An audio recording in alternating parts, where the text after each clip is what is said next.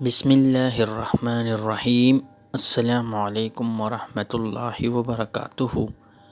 محترم ناظرین، آج کی ویڈیو انتہائی اہم اور خاص ہے کیونکہ ہم بات کرنے جا رہے ہیں ایک نہایت ہی اہم فلکیاتی واقعے یعنی سورج گرہن کے بارے میں جو ماہ رمضان میں واقع ہو رہا ہے۔ جی ہاں، یہ ایک ایسا لمحہ ہے جس میں اللہ تعالیٰ کی قدرت کے کئی راز چھپے ہوتے ہیں۔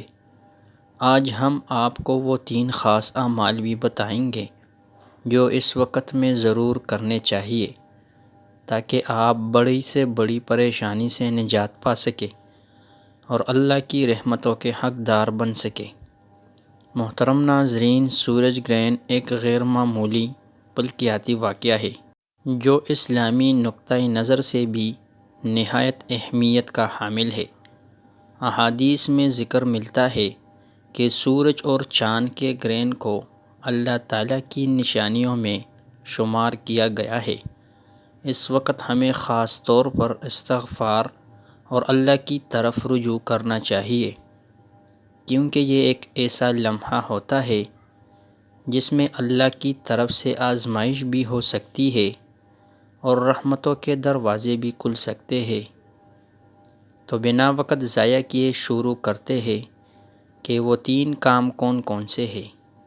لیکن اس سے پہلے اگر آپ اس چینل پر نئے ہیں تو چینل کو ضرور سبسکرائب کریں اور ویڈیو کو لائک کریں تاکہ مزید ایسے اعمال اور وظائف آپ تک بآسانی پہنچ سکے۔ شکریہ۔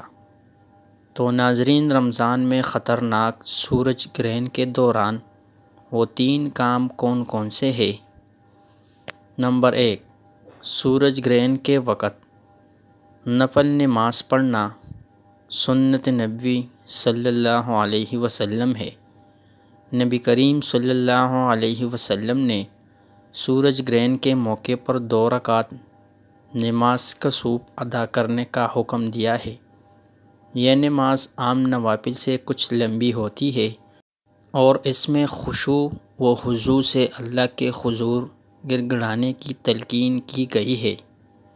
اس کے علاوہ اس وقت خصوصی دعا اور استغفار کریں کیونکہ اس وقت کی گئی دعائیں جلدی قبول ہوتی ہے۔ نمبر 2، صدقہ ہر پریشانی کا بہترین علاج ہے۔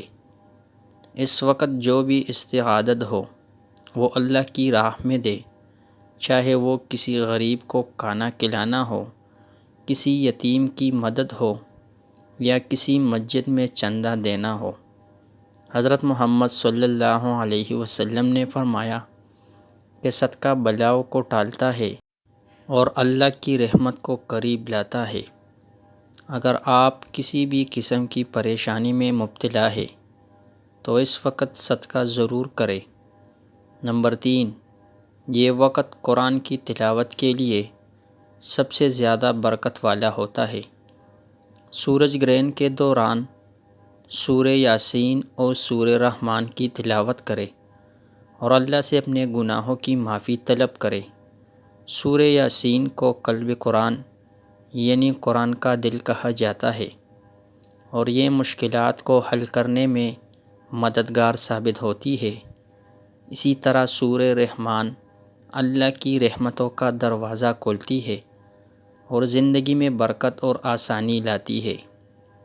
پیارے بھائیوں اور بہنوں، سورج گرہن کے وقت ہمیں ان اعمال کو اپنا معمول بنانا چاہیے تاکہ ہم اللہ کی رحمت کے مستحق بن سکیں اور ہر قسم کی پریشانیوں سے محفوظ رہ سکیں۔